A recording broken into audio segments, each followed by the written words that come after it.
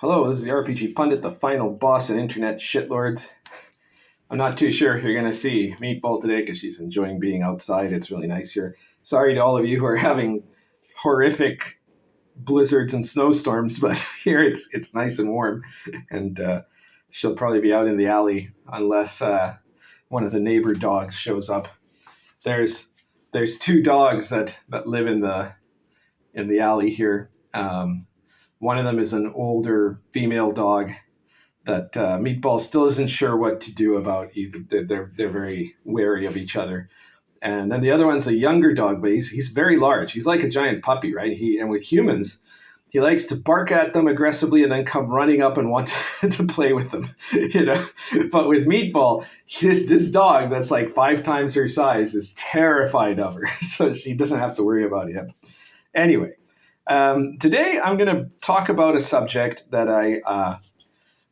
it was suggested to me by somebody in the comments of one of my earlier videos, which is about how to make settings. And so this is something that's obviously useful if you're a publisher or a game designer and you want to write a book with a setting.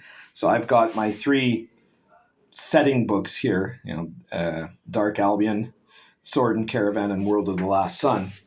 But it's also useful to think about as a DM when you're creating your campaign, even if you never have any intention of actually making a written product. So what you have to figure out when you're making a campaign book, first of all, is the genre. That's kind of the meta concept of it. Right? Because a setting is meant to emulate something. And so the emulation that you're doing has to have a kind of a coherent thematic.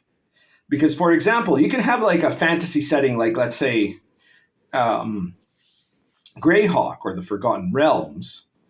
And so that's a genre that's like kind of the standard fantasy of fantasy novels, or at least the fantasy novels from like the 70s, So the older school fantasy novels, I guess.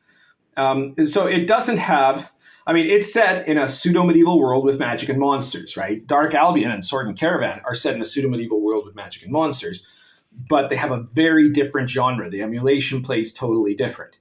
And that's because while the genre of Greyhawk, let's say, is European-inspired mid-level fantasy, in the style of fantasy novels of the second half of the 20th century, the thematics of Sword and Caravan and Lion and Dragon are medieval authentic or historical authentic fantasy. So that changes how you proceed to make everything in the game, right? So genre is very important. The genre of World of the Last Sun is weird fantasy or gonzo fantasy, which is obviously a completely different genre from the other 2 that I'm showing here. And so you have to keep in mind what the genre is, because in a way, the genre explains what are the rules of your world in this very big kind of cosmic sense. Because you can't, for example, do stuff that violates that genre and for the genre to continue functional.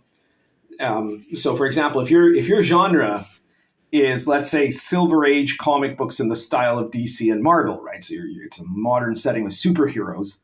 That's going to be a vastly different concept than any of these. But more importantly, one of the things that genre demands is, for example, that your superheroes, which is probably going to be the player characters, shouldn't, as a rule, kill their opponents, because that is completely contrary to the style of that genre, right? If you're talking about like 1960s, 70s, and 80s, early 80s at least, DC and Marvel comics.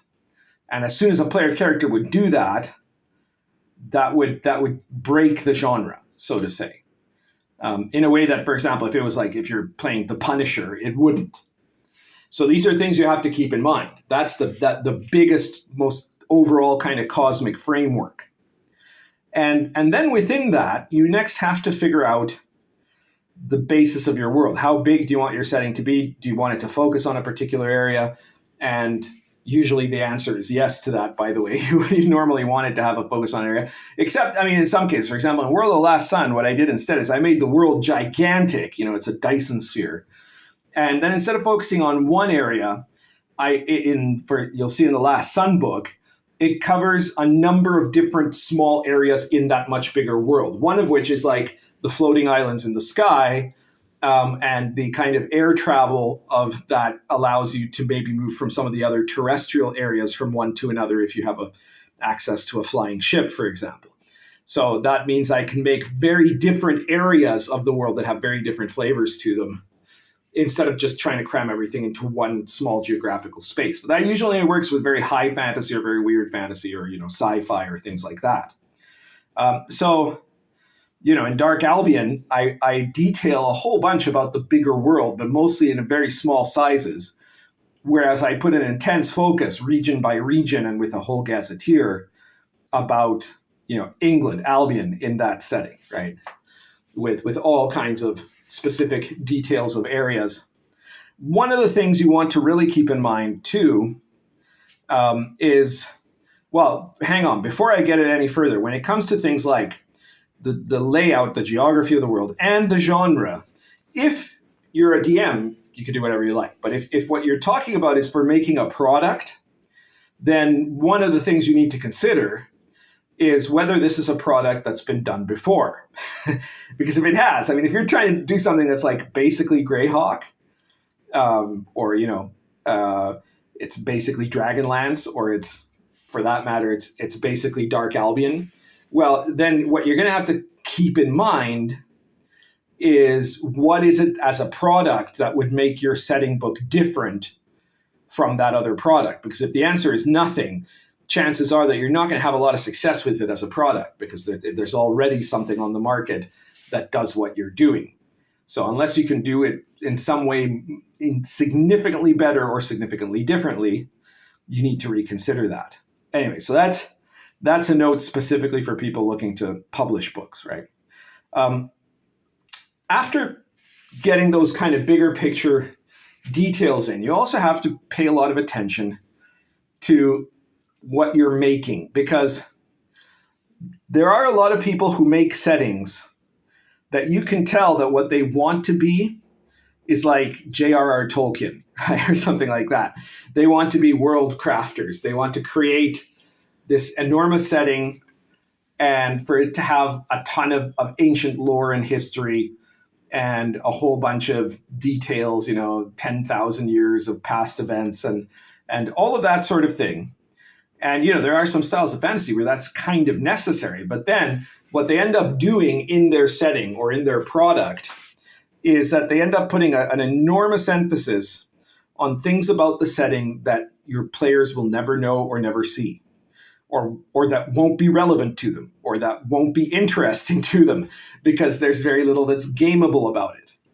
So you've got to remember that you're not writing a world guide to a novel series, nor are you writing a world guide just for the sake of look at how cool this world is, right? You need to make a world guide for an RPG game. That's one of the biggest trip ups that I've seen, because there are a lot of books out there, like setting books, that seem to kind of forget that and then make a product that might be very interesting if it was just a coffee table book, but it has very low playability. There's a ton of material in it that's essentially not usable. So one thing I always try to do in all of these books, for example, is that you want to have lore, you want to have a lot of background and history and details about the world, but anything that you put in there that's more than one line had better be something that acts as a potential link to something player characters might actually experience or do, right? So you need to be able to make it into something that has a potential plot hook for an adventure, or that has a potential utility to the players in the game, in the world. You don't put stuff in just for the sake of having fluff about it because you think it's tremendously clever, this story that you crafted about this world. And that's the same thing when you get to places. Like, obviously, you want to have details that make, one town different from another town, or one county or one region different from another region, or have a set of mountains that have something different than the other set of mountains. But those things should be things that are appreciable, at least, that at the very least the player characters are going to see it and are going to remember it as something notable and defining of that place, and much better, something that is useful to them or dangerous to them, or a potential adventure for them in that place. And that's a mentality you want to keep in there if your intention is that your products will be used and will be played. And believe me, that makes a big difference, because even though there are some products made in theory as gaming products that may have done well in spite of not being very playable at all, for the most part, a game is going to be much more likely to sell well if it has game ability to it. A product that is going to be used is going to be seen more. It's going to be recommended more, and more people are going to get it. So you want to keep that in mind when you're making the product. Now, beyond that, what do you have to do? Well, first of all, you've made, let's say, a geography, and you've made a kind of a timeline of the history of the setting that is not meant to just be there to be interesting reading for the DM who bought the book and never useful for anything, right? So focus on utility. And then you also have to consider a number of other things, right? So you need to, for example, keep in mind what the society is of the setting. And this ties into things like genre and the context of the game, right? But you want to be able to transmit in the book very clearly, how are player characters supposed to act? Player characters who are born in that world, what would they know? How would they know about how things work, right? And now there are some settings, I mean, in a way, Greyhawk was this, right? Forgotten Realms, where it was basically, Greyhawk and the Forgotten Realms were basically people in the 1970s and 80s acting like people in the 1970s and 80s, just in a like Renaissance fair costume, right? With a few exceptions. Okay, so there's like, it's in an environment that's a little different, but it's still, the in general, the behavior of the characters, if you look at the books, you look at the novels, and you look at the adventures, is still very much an 80s America sort of attitude, much like, and this is one of the great things I've criticized over and over in this YouTube channel, the current D&D books are supposedly a kind of medieval fantasy, and instead, in every single one of them, and in every one of them, it's the same society that they create. It's basically a society that has the values of millennials living in, a left coast city of the United States in 2022.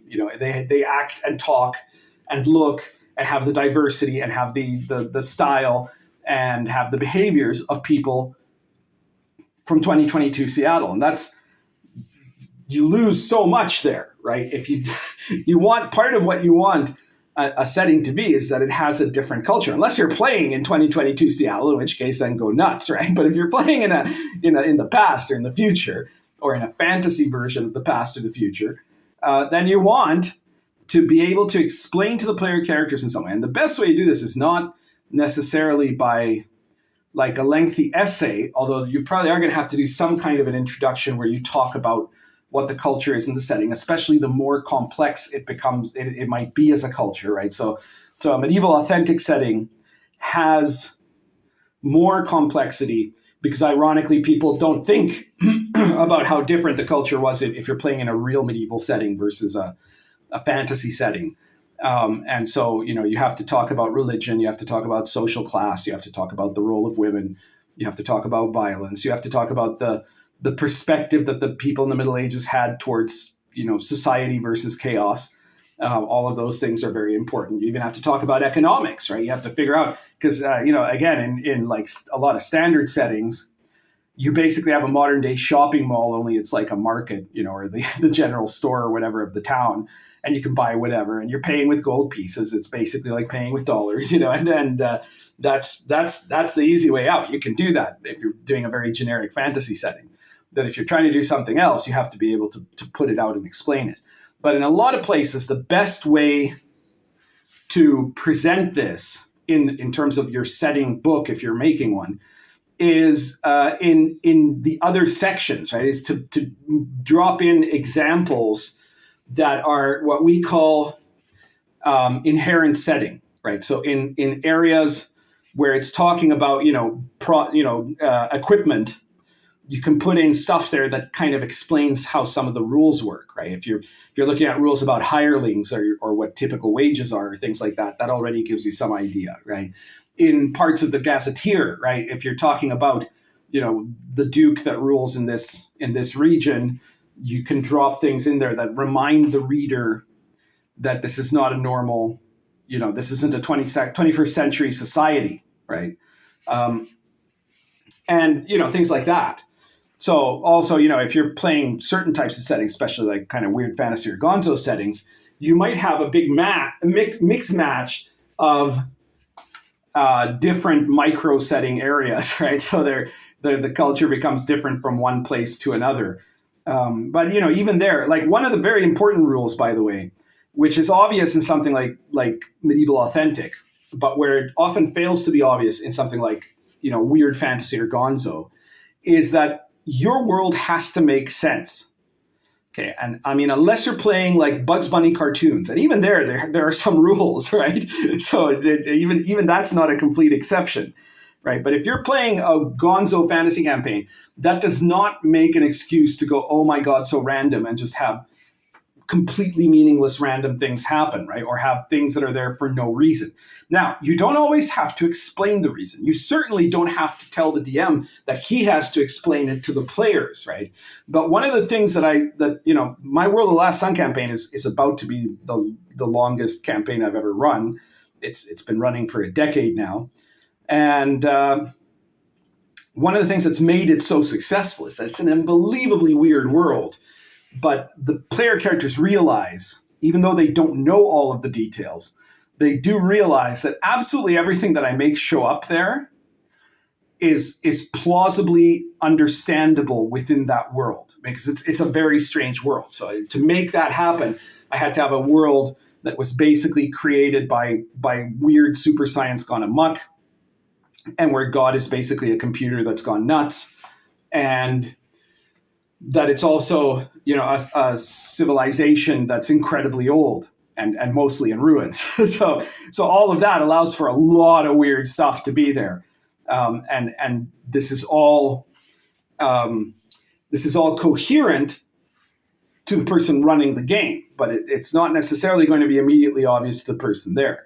But that's an important detail, right? And so if you're making a fantasy game, for example, you also have to apply that, because there are times when you're not really going to be paying too much attention. I mean, there's a classic thing of people who make a dungeon that has a dragon in a 20 by 20 room that basically shouldn't fit in that room and has no way to exit or enter that room. And so you're like, well, how is this here, right?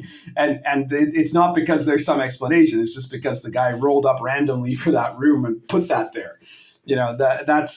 That's a really basic example of the kind of place where that becomes a problem. But there are other elements too, right? So like if you've got, an area where there's a city and less than a day from the city, there are tribe lands of vicious orcs that are, a constant menace to the society there. Well, you have to explain why either the orcs or that city are still there, and how, and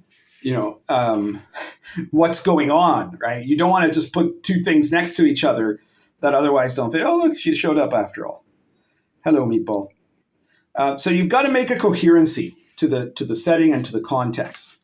What else do you want to include in a good setting book? Well, the key thing is to make it very functional and playable for the DM to run. Setting books are meant for the DM to use, right?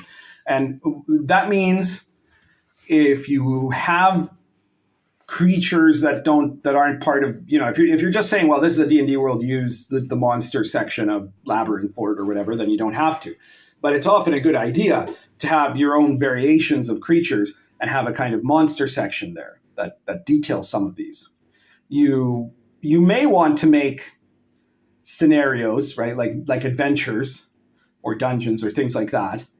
But in my experience, what's more useful is to create something that gives the resources to the DM to create his adventures and scenarios, right? So as far as I'm concerned, as a rule, having a list of 20 or 50 or 100 adventure seeds that fit that setting, that are just like, a few lines or a paragraph long, is way, way more useful than having one sample adventure in the book. Having obviously items and creatures and weird objects and things like that. Having local setting based magic, all of that can be good, but you have to, it has to be stuff that makes sense in the setting. But one of the things that's really important to have is a way to organize what happens in the world.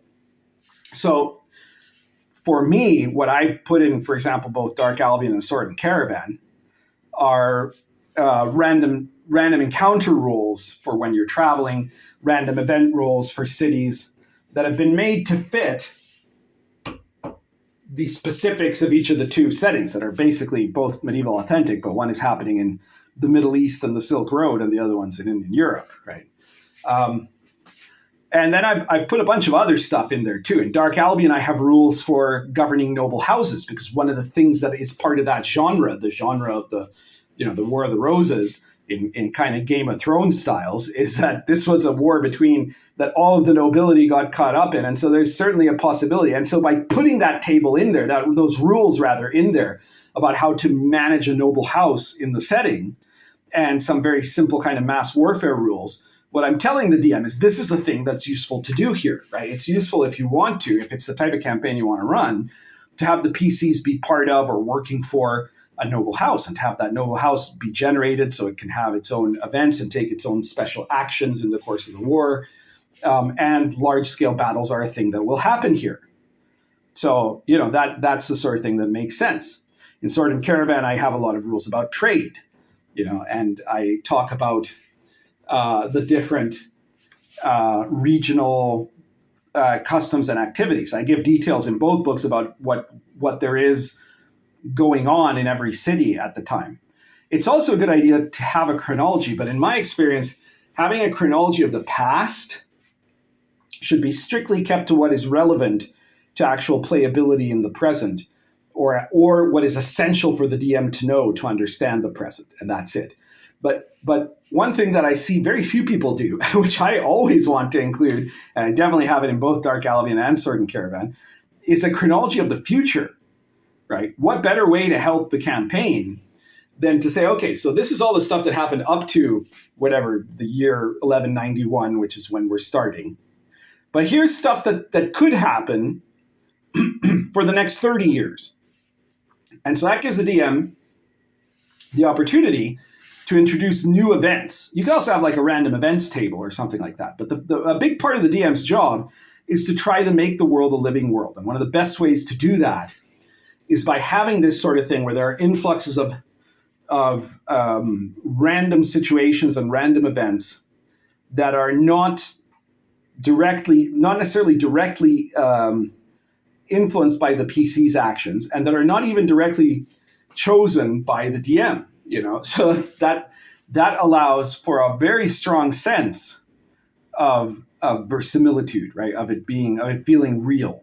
If you also, if you have regions that are outside of the norm, right? In both Sword and Caravan and Dark Albion, there's areas of wilderness and wilderlands, right? In the World of Last Sun, there's enormous areas that are undetailed in the book, right? So having random tables lets you generate things in those weird areas, in those liminal spaces, in the borderlands or the wilderlands, in the wild, in the desert, in the wasteland. Those can be really, really useful. So those are the sort of things that you really want to include. Right? And if you include new classes or new magic, make sure, first of all, that you figure out, are they meant to be used by PCs or only NPCs, because then you have two very different sets of rules. If it's being done for PCs, you've got to make sure that it's going to fit properly and be compatible with, well, if you're making an OSR product, with the OSR style, but also like, in comparison to what other typical classes will be like, right? Whereas if it's for NPCs only, then you can kind of go nuts, right? And so in some contexts, that's not a bad thing to do, right? There could be styles of magic that are based on birth, and you can't be that race or whatever. You can't do that from a PC character point of view, and then anything goes, right? Same thing when you're doing like magic items. It's really, really good idea to have at least a few significant legendary objects, whether it's magic or other kinds of special things that are really significant or important or powerful in the setting. And if you do that, then it's important that those objects have an important context in the setting, right? So in Dark Albion, I talk about, Excalibur, and I talk about the lance, the holy lance, and things like that. And in Dark Albion, in Lion and Dragon, I expand that to a whole bunch of items that are like inspired by real medieval legend.